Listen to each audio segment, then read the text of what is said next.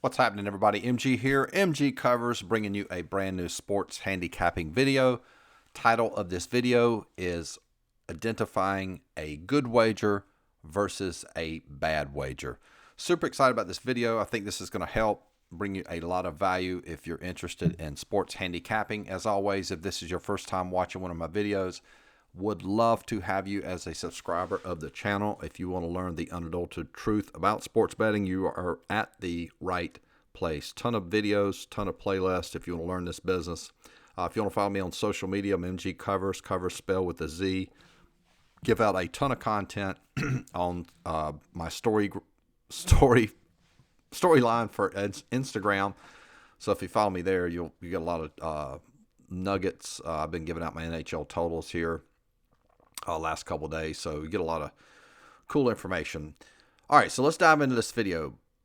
I've noticed that here recently, helping clients, that one way to help people eliminate games, I guess, or look at 10 games and figure out which of those 10 are the best, based on value, et cetera, et cetera. One of the ways to do it, and I'm going to do it in this video here, we're going to look at two wagers. One's going to be what I call a good wager. One is what I'm going to call a bad wager. So I think sometimes if you recognize and can distinguish between these two, it will help you in your handicapping. So let's dive right into it. So we're going to look at February the 7th, 2022, Carolina-Toronto game in NHL.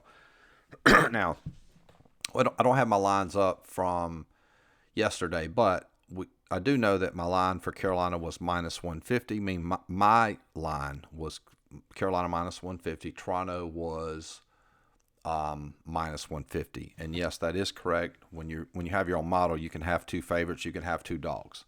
So in essence, if you convert minus 150 into a win percentage, that's 60%. So both teams had a 60% chance of winning via my line. You might immediately say, well, then that would favor the team with the that's the underdog, which would have been Carolina in this case. However, you could also make a case that there was value with let's see, this line's gone crazy here, right? You could have made a case that there was I just lost train of thought, y'all. Sorry about that. You could have made a case for Toronto, and actually at certain books this closed at the exact same line, which is ironic, right? At what DraftKings, it closed at minus 115. Toronto, it closed at minus 115. So just at the core, we really don't have, if we're just looking at numbers, meaning my line and the sportsbook line, we really don't have an advantage on either side, right? And we already know, if you know anything about hockey, Carolina is a very good hockey team. They're 31-9 on the year. This was the first game back from All-Star break. We look at, form right here. They'd won 4 of their last 5. Well, let's take that back. Yeah, 4 of their last 5 before they played Toronto and lost. And prior to that, they'd won 3. So they'd won, 1, 2, 3, 4, 5, 6, 7. 7 of their last 9. Let's take a look at Toronto. Both teams have good goaltending. Yeah, same deal there. Toronto, 1, 2, 3, 4, 5. They've won 5 of their last 5. So the point I'm making in this example, and granted, I mean, there's, people could have gotten real technical and said, well, Toronto's a home team wins more times than not. That is true, and they did win. I would say that would be one advantage. But overall, this is a very even game. Very even game. Now, if Carolina had been like, say, plus 135, 140, something like that, or a Toronto, then there obviously would be value on that side. But overall, this is a very even game, and there's confirmation that it was an even game because the game ended up in overtime. So this is going to be our example. And again, if you play Toronto won, congrats, it was a good wager. If you played Carolina, that wasn't a bad wager. But I'm going to show you, we're going to call this our bad wager. And when you see this, what I'm getting ready to show you as a good wager, you'll see a huge difference. So let's dive into today. These are my power rankings for February the 8th, basically my lines. And we're going to look at this New Jersey, Montreal. You can see Montreal was plus 144, and New Jersey was minus 142. And I've made a video about this as well. This qualifies as a game for what we call the play against concept. You're looking for a team close to a plus 150 my line. That means that team only has a 40% chance of winning, and we play against them if that line is anywhere, under minus 150. So we come over here and look at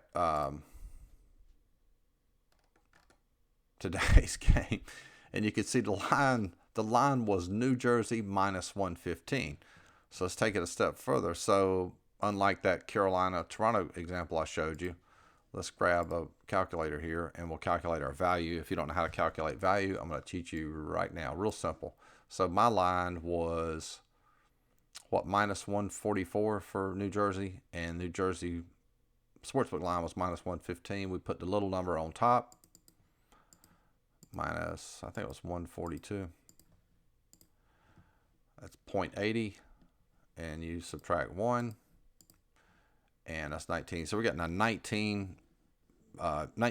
margin, 19% discount, if you want to think of it that way, for New Jersey. So that's pretty good. So you didn't have to pay a lot, and then the fact that Montreal was 144, so we had huge difference here, but we were getting really good value with New Jersey only having to lay minus 115. We had value here, and it qualified as a play against. And if we look at form, now granted, New Jersey hadn't played well, right, as far as like record goes. But then again, if you take a look at Montreal, just as bad, if not worse. They'd given up 6, 7, 5, 8. Just can't play defense right now. So if you're comparing those two games, New Jersey, Montreal, and then the Carolina-Toronto, you can see a big advantage there in our line and what we had to pay. So again, real short video, and I think that helps. So sometimes when you're looking at games to play, maybe just take two of those games that you're considering and try to compare those two games and figure out which one which one has better value as far as the line goes, if you have your own lines, or just looking at form in general, and then situational angles as well. Which team has the better goaltender? Which team's in better form?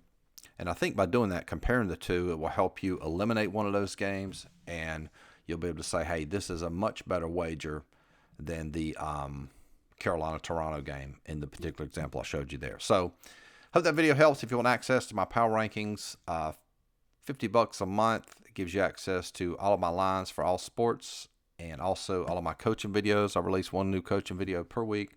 If you want access to all my plays, that is $99 a month. That gives you access to everything I just mentioned, in addition to all my plays for all sports. Don't forget to like this video, subscribe to the channel, and talk to you guys soon. Peace.